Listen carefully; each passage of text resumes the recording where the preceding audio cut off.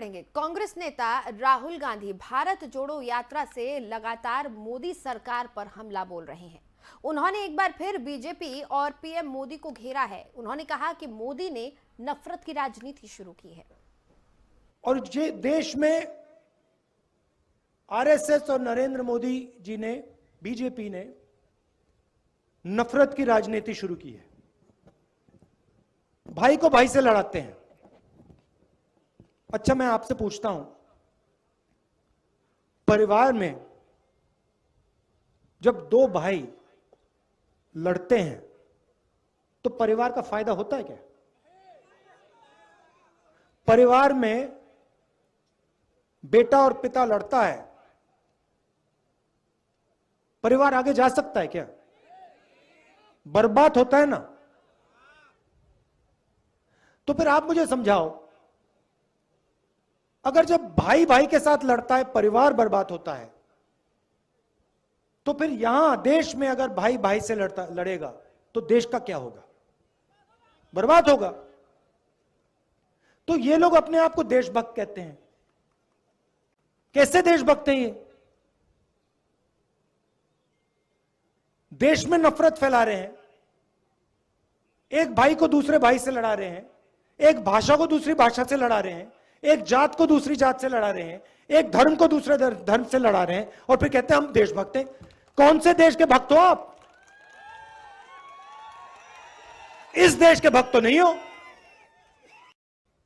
और देश में मल्लिकार्जुन खड़गे चुनाव प्रचार के लिए हिमाचल पहुंचे। उन्होंने एक जनसभा को संबोधित किया। इस दौरान खड़गे ने बीजेपी सरकार पर जमकर हमला उन्हीं के उत्तर है। आप देखिए, आपके गूगल्स में निकाल के देखिए, लाखों वैकेंसीज हैं, वो भर्ती नहीं कर रहे। नौजवान आज इतनी जो अनएम्प्लॉयमेंट बढ़ रही है, इसके तरफ वो देख रहे नहीं। इन्फ्लेशन दिन पे दिन अवश्य वस्तुओं की कीमतें बढ़ रही है, उधर वो देख रहे नहीं। जीडीपी आपकी गिर रही है, उधर आप देख रहे नहीं। यहां का किसान अपने फल को बेचने के लिए उसको मंडी नहीं है, ठीक ढंग से एमएसपी नहीं है, ये नहीं देख रहे हैं। अरे यहाँ 40-50 रुपए में जो फल ले जाकर 200 रुपए में बाहर बेचते हैं, उनको मोदी सरकार सपोर्ट करती है, उनको यहाँ के चीफ मिनिस्टर सपोर्ट करते हैं। तो क्या आपको ऐसी सरकार चाहिए? मनमोहन सिंह जी के नेतृत्व में, सोनिया जी के नेतृत्व में 72,000 करोड़ रुपए हमने किसानों का कर्जा माफ किया। यहां के किसानों का भी कर्जा माफ करने का हमने बीड़ा उठाया है, वो जरूर करके रहेंगे। रही बात पुरानी पेंशन स्कीम की, तो उसमें तो बहुत कुछ शुक्ला जी ने बताया, हमारे बघेल जी ने बताया।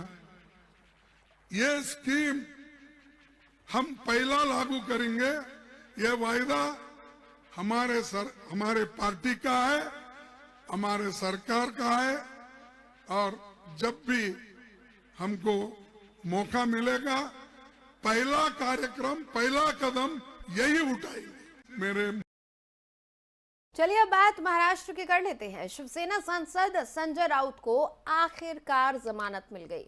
राउत मुंबई की पात्रचौल घोटाले मामले में जेल में बंद हैं। मुंबई की पीएमएलए कोर्ट ने उनकी 2 नवंबर को न्यायिक हिरासत को 14 दिन के लिए बढ़ा दिया था। हालांकि कोर्ट ने राउत की जमानत याचिका पर फैसला सुरक्षित रख लिया था, जिस पर 9 नवंबर को फैसला सुनाया जाना तय किया गया था। 21 अक्टूबर को उनकी जमानत याचिका पर कोर्ट ने सुनवाई स्थगित कर दी थी।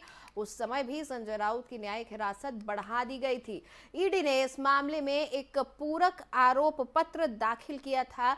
इसमें संजय राउत को मामले में आरोपी बनाया गया था। कोर्ट ने पूरक आरोप पत्र पर संज्ञान लिया। इसमें राउत का नाम मनी लॉन्ड्रिंग के एक मामले में आरोपी के रूप में लिया गया है। राउत ने जमानत के लिए पीएमएलए मामलों की विशेष जो अदालत है उसका रुख किया था।